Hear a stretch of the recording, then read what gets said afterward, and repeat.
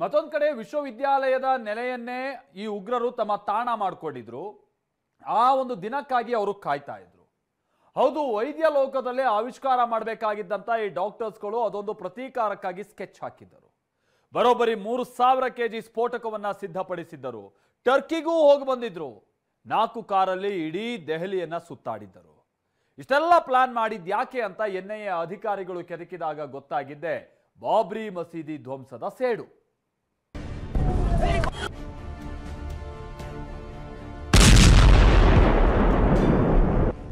ನಾಲ್ಕು ಕಾರು, 8 ಉಗ್ರರು, ತಲಾ ಇಬ್ಬರಂತೆ 4 ತಂಡ. ಪ್ರತಿ ಟೀಮ್ಗೆ 200 ಕೆಜಿ ಬಾಂಬ್. ದೆಹಲಿಯಲ್ಲಿ 6 ಸ್ಥಳ ಟಾರ್ಗೆಟ್. ಇದಕ್ಕಾಗಿ ಈ ಗ್ಯಾಂಗ್ ಸಂಗ್ರಹಿಸಿದ್ದು ಬರೋಬ್ಬರಿ 3000 ಕೆಜಿ ಸ್ಫೋಟಕ ವಸ್ತು.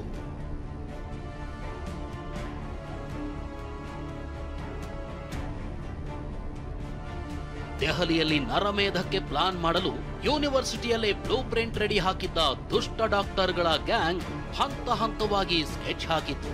ಈ ಸ್ಕೆಚ್, ಈ ಟಾರ್ಗೆಟ್, ಈ ಪ್ಲಾನ್ ಮಾಡಿದ್ದೇ ಅದೊಂದು ಸೇಡಿಗಾಗಿ. ಅದುವೇ ಬಾಬ್ರಿ ಮಸೀದಿ ಧ್ವಂಸದ ಸೇಡು.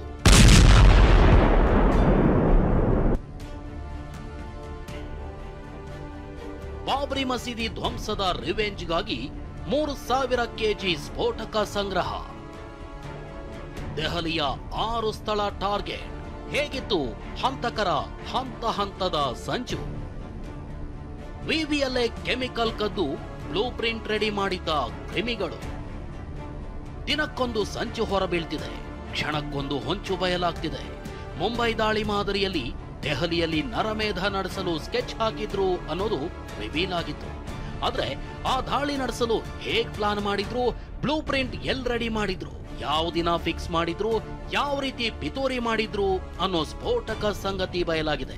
ದಾಳಿಗೆ ದಿನ ನಿಗದಿ ಮಾಡಿದ್ದ ಪಾತಕಿಗಳು 3 ಪ್ಲಾನ್ಗಳನ್ನ ಮಾಡಿಕೊಂಡಿದ್ರು ಅನ್ನೋದು ತನಿಖೆಯಿಂದ ಬಹಿರಂಗಗೊಂಡಿದೆ.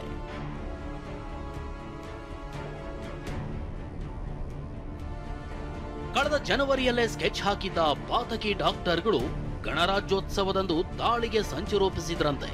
ಆದ್ರೆ ಆತುರಕ್ಕಾಗಲ್ಲ ಅಂತ ದೊಡ್ಡದಾಗಿ ದಾಳಿ ನಡೆಸೋ ಉದ್ದೇಶದಿಂದ ದೀಪಾವಳಿ ವೇಳೆ ಸ್ಫೋಟಕ್ಕೆ ಸ್ಕೆಚ್ ಹಾಕಿದ್ರು.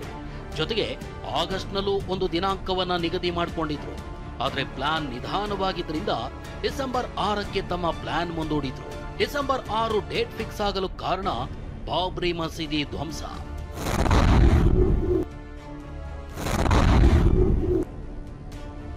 ಡಿಸೆಂಬರ್ 6 ಬಾಬ್ರಿ ಮಸೀದಿ ಧ್ವಂಸ ದಿನವೇ ಸೇಡಿನ ಸ್ಫೋಟಕ್ಕೆ ತಯಾರಿ. Yes, plan A, plan B fail ಆದಾಗ ಡಿಸೆಂಬರ್ 6ಕ್ಕೆ ನರಮೇಧ ನಡೆಸಲು ನೀಲನಕ್ಷೆ ಹಾಕಿದ್ರು.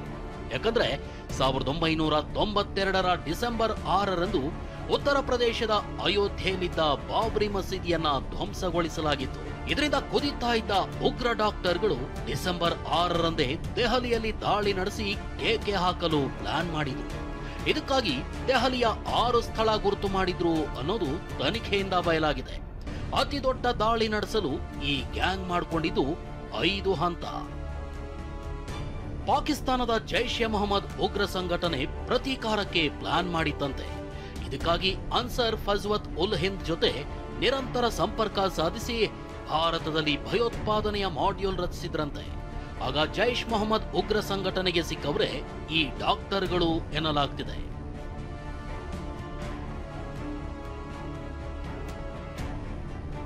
ಒಂದು ಉಗ್ರ ಟೀಮ್ ರೆಡಿ ಆಗ್ತಿದ್ದಂತೆ IED ತಯಾರಿಕೆಗೆ ಸ್ಫೋಟಕಗಳನ್ನ ಸಂಗ್ರಹಿಸಿದ್ದಾರೆ. ಇದಕ್ಕಾಗಿ ಹರಿಯಾಣದ ನುಹ್ ಮತ್ತು ಗುರುಗ್ರಾಮದಲ್ಲಿ ಸ್ಫೋಟಕಕ್ಕೆ ಬೇಕಾದ ವಸ್ತುಗಳನ್ನ ಖರೀದಿಸಿದ್ರು. ನುಹ್ನಲ್ಲಿ ರಾಸಾಯನಿಕ, ಮೇವಾತ್ನಲ್ಲಿ ಅಮೋನಿಯಂ ನೈಟ್ರೇಟ್ ಖರೀದಿಸಿದ್ರು ಅಂತ ತನಿಖೆಯಿಂದ ಗೊತ್ತಾಗಿದೆ. ಹರಿಯಾಣದಲ್ಲಿ ಅಂಗಡಿ ಮಾಲೀಕರೊಬ್ಬರನ್ನ ಸಂಪರ್ಕಿಸಿದ್ದ 8 ಜನರ ತಂಡ 20 ಕ್ವಿಂಟಾಲ್ ಅಂದ್ರೆ 2000 ಕೆಜಿ ರಾಸಾಯನಿಕಕ್ಕಾಗಿ ಬೇಡಿಕೆ ಇಟ್ಟಿತ್ತು ಅನ್ನೋದು ಬಹಿರಂಗಗೊಂಡಿದೆ. कितने बजे आए थे? यहाँ तकरीबन इसी टाइम आए थे वो। और मेरे से पूछ रहे थे कि आपके पास NPK है और DAP है। उन्होंने हमारा स्टॉक रजिस्टर भी चेक किया, तो मेरे पास तो NPK मैं बेचता ही नहीं हूँ, मेरे पास DAP था। तो उन्होंने कुछ दुकानें का नाम और भी पूछा था, जो एड्रेस के आधार पर मैं उनको सबको बताया कि इधर इधर वो दुकान है।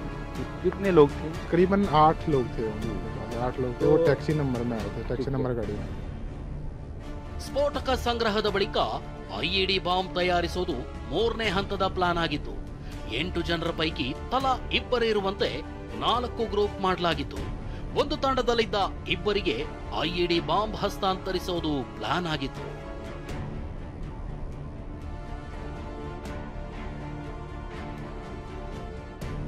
ಹೀಗೆ ಬಾಂಬ್ ಪಡೆದುಕೊಂಡ ತಂಡ ಕಾರುಗಳಲ್ಲಿ ಟಾರ್ಗೆಟ್ ಸ್ಥಳಗಳಿಗೆ ಬಾಂಬ್ ಸಾಗಾಟ ಮಾಡಬೇಕು ಅನ್ನೋದು ಉಗ್ರರ 4ನೇ ಪ್ಲಾನ್ ಆಗಿತ್ತು. ಇಷ್ಟು ಹಂತವನ್ನ ಬಹುತೇಕ ಪೂರ್ಣಗೊಳಿಸಿದ ಪಾತಕಿಗಳು 5ನೇ ಹಂತವನ್ನ ಡಿಸೆಂಬರ್ 6ಕ್ಕೆ ಕಾರ್ಯಗತಗೊಳಿಸಲು ಮುಂದಾಗಿದ್ರು. ದೆಹಲಿಯ 6ರಿಂದ 7 ಸ್ಥಳಗಳಲ್ಲಿ ಬಾಂಬ್ ಸ್ಫೋಟಿಸಲು ಬ್ಲೂ ಪ್ರಿಂಟ್ ಹಾಕಿದ್ರು.